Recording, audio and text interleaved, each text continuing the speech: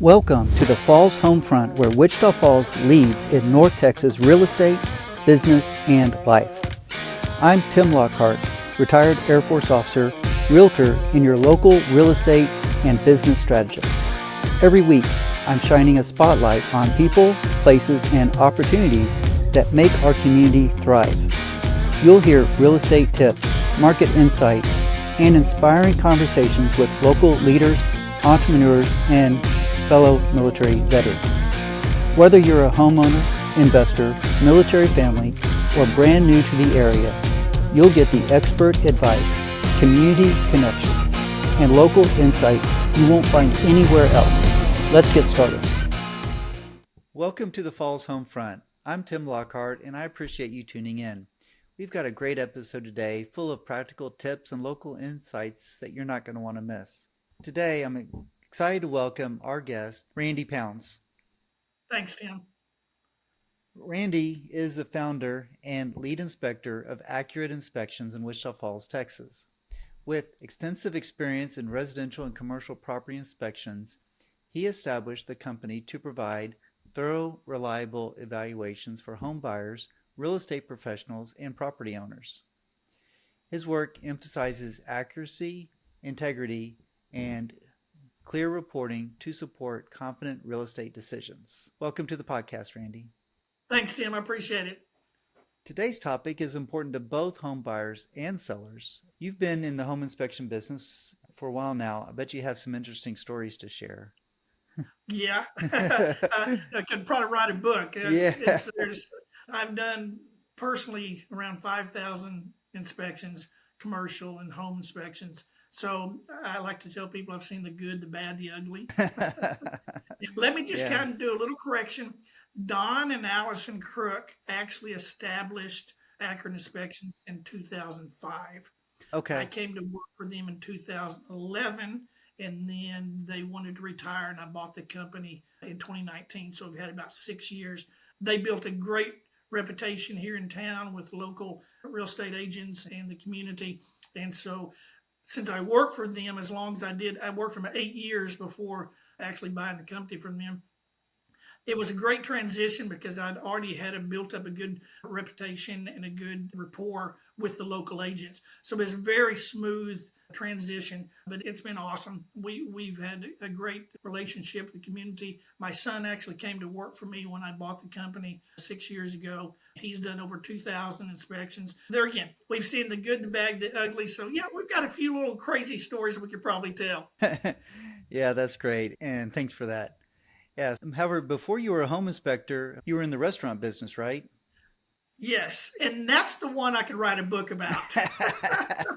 I've been robbed. I've had bomb threats. I've had car chases, all involving restaurant. Yeah, it's crazy. I started in restaurant business in 1988 here in Wichita Falls, working for the old Western Sizzlin Steakhouse, and worked for Bonanza Steakhouse, and then started working for IHOP in 2004. And then in 2000, I franchised and I moved to Boise, Idaho.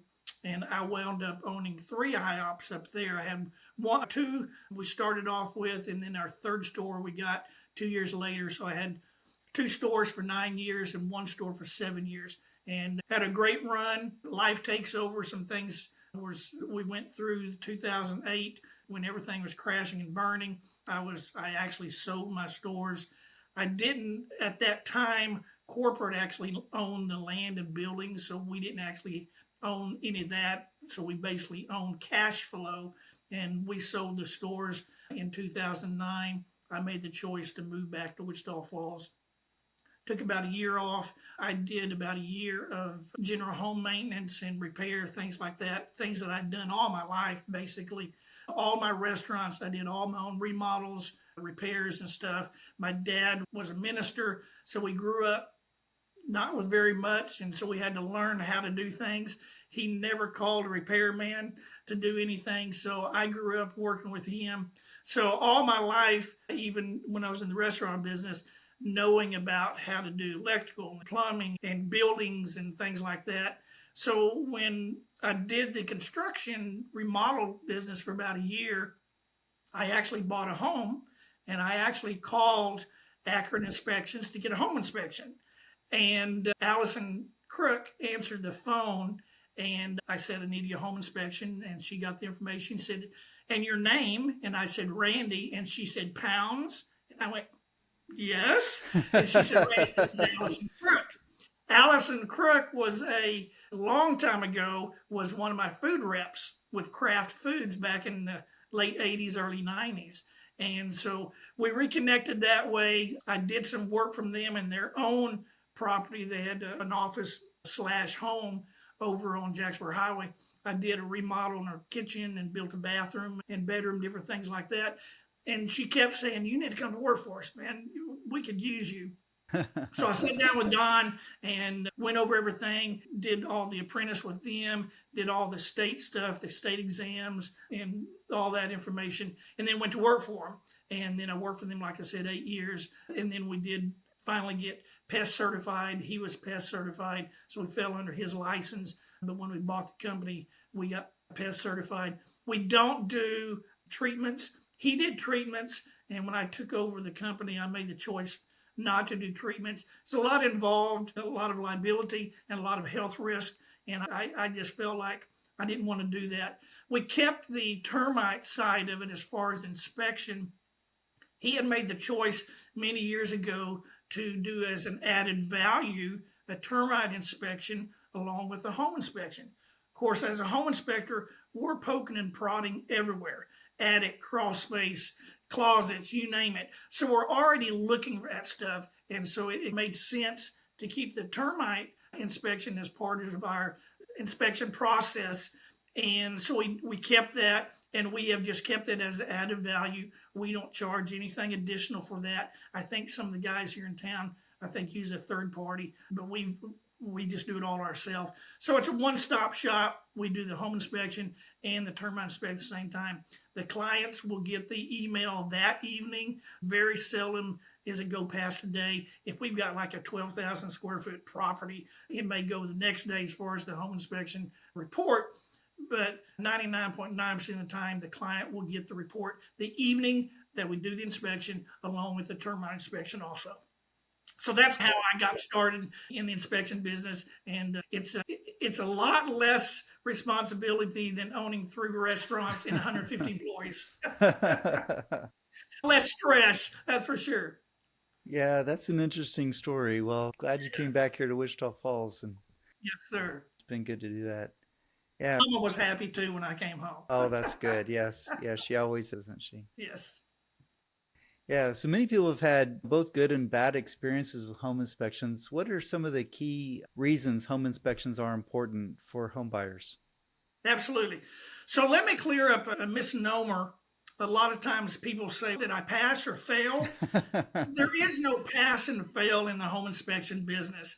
I tell clients all the time, we are information gatherers. That's really all we are. We, according to TREC guidelines, which is the Texas Real Estate Commission that you and I both follow under their guidelines, we have a reporting system that is approved by TREC, and we have to follow their guidelines. And so when we go into a property, we're going to look at it top to bottom, looking for deficiencies based on the TREC guidelines. And so therefore, we're just gathering information, and then once we compile the report, get it to the client, then it's their responsibility to go through it and see if there's anything that they have a question about or a concern about. And then we always say, if there's a concern, we're going to recommend further evaluation. We are not licensed electricians. We're not licensed plumbers. We're not licensed structural engineers. We are, for lack of a better way of saying it, a jack of all trades, master of none. We know so much about a wide spectrum of the industry, but if it comes down to specifics, if we open up an electrical panel and we've got arcing inside the panel, wires are melted, stuff like that, we're going to say, we recommend have an electrician look at this to evaluate it further. We're moving forward. So that's one thing that we like to clarify, because a lot of people go, you pass or fail. No, it's just we're gathering information and we provide it to you. Yeah. Go ahead. That brings up a question that comes up frequently is, so you inspect to the current code. However, many houses were built before the current code, say a 1970s house that met the code at the time, but then there's things that you're going to find that don't meet the current code. How do you handle that? How do you explain that to buyers? Sure. First of all, let me address the code situation. According to TREC guidelines, we are not required and we don't actually discuss code. And there's a big reason why, thank goodness, because every municipality has their own codes. In our local area, Burke Burnett has their own codes. Iowa Park, Henrietta, Wichita Falls, Bowie, Nocona. There's no way we could know every local code enforcement. That's why we are required to follow the TREC guidelines. The TREC guidelines covers all the state of Texas. Now then, you could kind of say Texas is so big, it's almost 2 or 3 states put together, and I understand that. And there are some things, according to the TREC report, that maybe don't apply quite as much in our region that may apply in Houston, or vice versa. And so they try to do the reporting system consistent. That's going to be pretty consistent around the state, not one-offs, okay? So when we go in, we're looking at things that per TREC guidelines, we're going to call out. For instance, if we go in and we're looking at a slab, a house that's built on a slab, we're looking for any evidence of movement in that house. We're looking for cracks in the slab, cracks in the brick, cracks in the drywall inside the house, looking for things that could be indication of structural issues. Now then, here's another thing, Tim, that I like to throw out. Brick is not a structural component. Right. I hear a lot of times people go, look, you got cracks in those bricks. You must have foundation problems. Cracks in the brick can be an indication of structural problems, but brick is not a structural component. It doesn't hold up anything. I tell clients all the time, it's like a skin. The house inside can move and shift and can crack some of the bricks, but a lot of times it's the process of putting the bricks on. They may not have put the bricks on properly. They may not have used the proper amount of brick ties, different things like that. So when we look at bricks, cracks in the brick, we're looking to see, is this appear to be some default in the installation of the brick, or is it further evaluation that may be problematic with the structure itself or the slab? So that's what we're looking for. And then we're trying to evaluate, in our opinion, does this need more evaluation, more opinion process by a licensed either foundation company or structural engineer? So that's always our number one thing. I tell clients the foundation, like anything, is the foundation. That's what you build on. And if the foundation is problematic, then we need to probably talk about that before we move on to something else. So that's our biggest concern about that. When a client wants to get a home inspection, for me, the number one thing is let's look at the foundation and evaluate, is the foundation okay, or do we need to evaluate further? And then we move on from there. Many sellers might want to consider a pre-listing inspection. What are some of the reasons why a seller might want to do that? For the most part, when they do a pre-inspection like that, they're looking to see if there's anything that they may not be aware of. And if they put the house on the market, then all of a sudden a home inspector, whether our company or another inspector comes in and they go, oh, you've got some problems here. And now they're going, we don't even have a chance because our option period may be short if the buyer's coming into it. So if they do a pre-inspection, it's a pre-warning of anything that could be problematic with the structure. And on pre-inspections, one thing I do tell the seller at that point, because they're selling their house, one thing I do tell them is we're going to come into this with an eye looking for problematic things. We're not looking for cosmetic, the color of that room, things like that. Because I do have people, and this is just a word of caution sometime to a pre-inspect person that's getting their home inspected. I've had clients go, yeah, we're going to put new carpet in, we're going to paint this room. And I just tell them, take a pause, because you may spend a lot of money putting in new carpet, and the buyer comes in and go, the first thing I'm doing is removing that carpet and putting hardwood floors down. You obviously want to make the house presentable, but to go spend a lot of money doing something to the house cosmetically may not be the proper thing to do. because we're going to go ahead and go in, whether it's a pre-sale or we're working for a buyer, our processes are still the same. What we do on the property from top to bottom is still going to be the same process, whether it's a pre-inspect and or a buyer that's buying a property. But a pre-inspect is definitely something that would be good if you have concerns that maybe arise during the process and you go, oh, we didn't even realize we had that problem going on. So that's a lot of times we do pre-inspect because of that. Right, yeah. And for the cosmetic things, a lot of times it depends on the condition of that carpet or the paint. And Yes, absolutely. and Yes. so something I tell people is that it's good to choose neutral colors. Then their buyer can come in and add their personality through the Yes. colors of the pictures and the accent pillows and things like that. Right. You I know, agree. so I agree. Don't go do something crazy. yeah, that's good. Something that I've come across, some of my clients as buyers have gotten surprised, and some of them have gotten scared by receiving such a large inspection report, 80 pages. And they're like, oh my gosh, if the report's so bad, if the report's so long, does that mean my house is bad? Right. Yeah, that, and I try to soften the blow a lot of time. It depends. The house I did just a while ago, it only had 20 something deficiencies. People go, 20 deficiencies. A lot of that was just really minor. And so I do try to tell clients, look, when you get the report, we're not here to tell how pretty this house is. We're here to any deficiency. And when I trained my son 6 years ago, one of the things I like to say during the training process is, if it's not right, it's wrong. Okay? For instance, and I know some people go, that's awful picky, but according to TREC guidelines, there again, we have to follow those. For instance, a light switch on the wall, the cover plate may have a crack in it. You can go down to Walmart and buy one for 89 cents. The point being that you didn't buy that cracked. So if it's not right, it's wrong. So we're required to put that. Well, that takes up some space in the report, and it's, oh, we got a deficiency. So our reporting software, as far as I know, there's no other home inspector in Wichita Falls that has the same reporting software that we have. We have the #1 reporting software in America. A lot of people don't use it because it is fairly expensive for the software and all that kind of stuff. But we feel that what it provides to the client and to the real estate agent on both sides of the equation is worth the amount that we spend for that. And ours is color coded. So there's a blue bubble, an orange bubble, and a red bubble.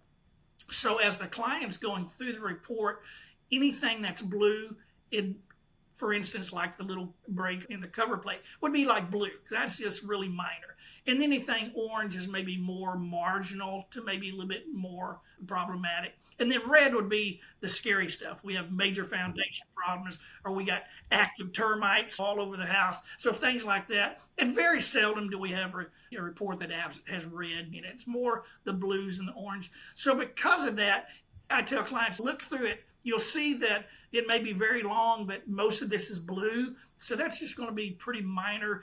I tell clients, wear and tear maintenance items. Every house has that. And as a homeowner, if you've never owned a house, pretty quick you'll learn that there's maintenance all the time, maintenance and wear and tear on a house that has to be kept up. So we try to guide the clients and let them know, hey, just because it's long, it doesn't mean that it's bad. And also our software and our reporting system, we have just a lot of information in the report. So it may not be a deficiency, but we will take pictures of all of the sinks running, the bathtubs running. We'll take pictures all underneath there. It's just documentation. We'll take video, and that's another thing our reporting software does that other ones don't. We actually have video that we can put into it. So if we're underneath the house, say in a crawl space, and there's a leak underneath the house, man, it's a lot more impactful to have a video showing that leaking versus just a picture. So because of that's just going to take up more space in the report. So just because the report is long doesn't necessarily mean it's all bad. It's just a lot of information there also. That makes sense. Yeah, so that tool's probably one of the ways that you help these reports be a little bit more understandable is how else do you communicate the report to home buyers? Okay, so most clients will do what we call a walkthrough. And so we will get there, and it depends on how big the house is as to how long the inspection process is. Typically, most typical houses, it's going to be a 3 hour process, and then it can go from there. If we got a 6,000 square foot house, it's going to take us 8 hours. We're there for a long time to do that. So when we get the report to them and let them look through it, we will tell them when we set up the inspection or inspection time, whether it's with a client or a lot of times it's with an agent like yourself. The agent will call and set up a inspection with us. If it's a client, they'll set it up with us, and we will ask them, "Would you like to do a walkthrough at the end of the inspection with the inspector?" And so most of the time, people will. It just all depends. We also do FaceTime. In fact, the house I did today, the clients are in Georgia. They're moving here, they're military. And so we'll do a FaceTime with them. And it's a way to go through the report without them just, like you said earlier, you get this long report and it's overwhelming. So when we do a walkthrough, we can go through, we will basically tell them, look, we're getting the highlights of the report. This is the, quote unquote, the major things that we would like to go with the client. And it softens the blow of them looking at, it's one of those things like if you get a text, you don't know how they're talking to you in the text. And so when you're audio and you're talking to them one on one, then they get a sense of how concerning this is. We're very cautious. I tell even real estate agents, we're not here to kill a deal. That's not our deal. We're here to report on the house, but we're not here to kill a deal. And I tell people all the time, everything can be fixed. It may not be worth the cost, but everything can be fixed. So I approach it, my son and I both, because our personalities are a lot the same. We approach it into the deal of we want to make sure that we tell the client about the house and any problems, but let them understand that, hey, we see houses like this all the time. And if it's a really bad house, we're going to guide them into move. Okay, we recommend this, we recommend that, but we don't want to scare them away. It's like buying a car. You go look at a car, you fall in love with it, you get that emotion involved. And the same thing with the house. People walk in the house and they get this emotional attachment to it. And we're not here to break those emotional attachment, but we're here to educate them on the property. Is it something that moving forward, obviously we can't see in the future, but what we feel moving forward would be a good fit for what they're going to do with their family? That makes sense. Yeah, and something I'm curious about is what is the most memorable inspection that you've done? Oh, goodness. Probably the one that comes to mind, and it wasn't necessarily the inspection, but it was raining cats and dog a few years ago. And I was doing a smaller house, a pier and beam house, and it had flooded all around the house. It was literally 6, 7 inches all around the house. And so I had to put on waders to see what I can see. A lot of vegetation around it. When I went inside to do it, there was no access under the house on the outside. There was no access points, which if you don't, they're going to be inside the house. So I did my process. Usually one of the last thing I do is go underneath the house. We're going to get dirty. We obviously wear coveralls and stuff, but that's the last thing I want to do. I don't want to get dirty first thing. And so I went to open up the crawl space access, and there was a possum right there. And he hissed at me, and it didn't really scare me, but it startled me, and I dropped the cover. I'm like, oh, my word. And so I picked it up really slowly, and he was gone. But the hole underneath was flooded. It was standing water. And the poor thing, it was like a bunch of trash or something. And he was laying on top of that out of the water, but it was right there at the access. And I don't know where he went because there was no access on the outside. So That was a crazy thing. I've crawled underneath the house and had a snake. That's not fun because you don't know what kind of snake it is. Right. It'll make you, even though it's not a poison snake, it'll make you hurt yourself trying to get away from them. Yeah. That's some of them. My son one time had reported that there was he was in the attic and there were some wires that looked to be frayed. Sometimes mice and stuff will get in there and they'll chew the insulation. For some Right. reason, they like it. And he went to pick it up to get a good picture of it. He was videoing, actually. He went to pick it up to get a video of it. And as soon as it picked up, it sparked and flamed. And Oh he went, no. oh! And he went out. Nothing happened, but it just scared him to death. Yeah, Yeah. there's instances like that. But that's part of the process. We just do what we do and we go on. I'm sure everyone has their stories they can tell in their industry. Yeah. Yeah, it's neat that you have a family business. How's working with your family elevate the service that you provide to your clients? I think it really elevates it simply because being a family business, we strive to do the best we can in every area because we don't have a big corporation backing us up. We don't have millions of dollars backing us up. It's just us. So my wife handles all the office stuff. So if a client calls or a real estate agent calls to get a home inspection and they call the office, now they can go to our website. You can book online. You can do everything online. But a lot of people call us, especially agents we've worked with for a long time. They just rather call. Cassie does a phenomenal job of getting everything booked and set. And then our software will alert us what we have. And then my son works for me. Now he started when I moved to Idaho in 2000. He was 11, and he couldn't legally work in the restaurants, but he enjoyed it so much that he worked in the restaurants from the time he was 11 till he's about 18. And so I've always said if I could clone my son, I could retire early because he does a fantastic job. The real estate agents love him. In fact, I've had numerous agents, they'll call me and say, hey, you got something open? I'm like, I'm booked till next Thursday, but Andre's open. Fine, we don't care. He's good too. And that's what I wanted when I trained him. I told him I wanted to come to the point where when an agent calls, they don't care if it's me or you. So that's a trust factor that he has built up on his side of it, that agents don't care if it's me or him because we're training him. I trained him exactly the way I do it. So he follows my process.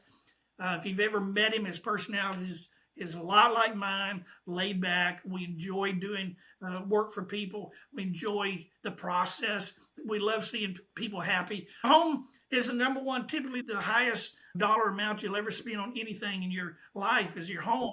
And so we want to make sure that we do it. I'm going to make sure that it's good enough that my mom would move in and they understand that there's things that we're going to call out, but we're going to make it where it's a process. They understand if it's something major or it's fairly minor things, we're going to hit that point. All right, that's great. Thanks again, Randy, for being here. It was great having you on today. How would listeners contact you if they want more information? Yeah, so you can go to our website, Accurate Inspections. You can just pull it up. I actually found out there's actually an Accurate Inspections up north somewhere. We actually got a call one time and they said, y'all did inspection and we've got some issues here. And they was like in Minnesota or something like that. So we Googled it and there's actually an Accurate Inspections up there. That's not us. We're in Wichita Falls. So yeah, you can call when we get out here. You can call the office and talk to Cassie or go online. And like I said, the website actually when you go to it, actually has a drop down box and you can actually put all the information there and go ahead and book it there. Or if you don't feel comfortable doing that and you feel like you might make a mistake trying to get in here real quick, and then you can call the office and talk to Cassie and she'll be able to help you out. And that number is 940-695-0520.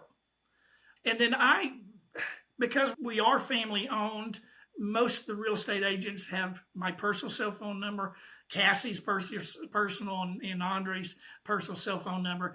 We don't care. Our website says open 9 to 5. we answer the phone. We actually have a cell phone, so we can actually take that anywhere. So no matter if we're shopping at Walmart and you call us, we can book you right then. So that's a big plus that a lot of agents like, because we can get them taken care of immediately and get them scheduled in there. So website, Accurate Inspections, or the phone number 940-696-0520. All right. Can I also say Yeah. that I was just looking today, when we bought the company 6 years ago, we actually started working with Google to do Google reviews. Don and Alice, great people. They didn't have anything like that. And so when we bought it, we felt like kind of catch up with the times. And so we actually have Google reviews you can go on. We're up to about 340 Google reviews. You can see we're 4.9 stars. The worst star we had was actually before we took the company over, but because it was Accurate Inspections, it still falls underneath it. Google was actually supposed to remove those because it was under current or former ownership, and they didn't, so it drops that. But you can read all reviews and things. There's a couple that had some complaints, and we responded to them, and we've actually had people, especially out of town, real estate investors, call us and say the reason we went with y'all is because of the response that you did for the people that were griping and complaining. So that we felt like we did something right in expressing the reason why we did those, and we had people that booked us because of that response. But yeah, about 340 Google reviews right now, and we're climbing. That's great. Is there anything else that you'd like to share before we wrap up? Anything I forgot to I ask? would just say, yeah, I'd like to say thank you, Tim, for inviting us. This is an honor. We've worked with you for quite a while now, and you've always been a great agent to work with. We appreciate that. We appreciate the business that you bring to us.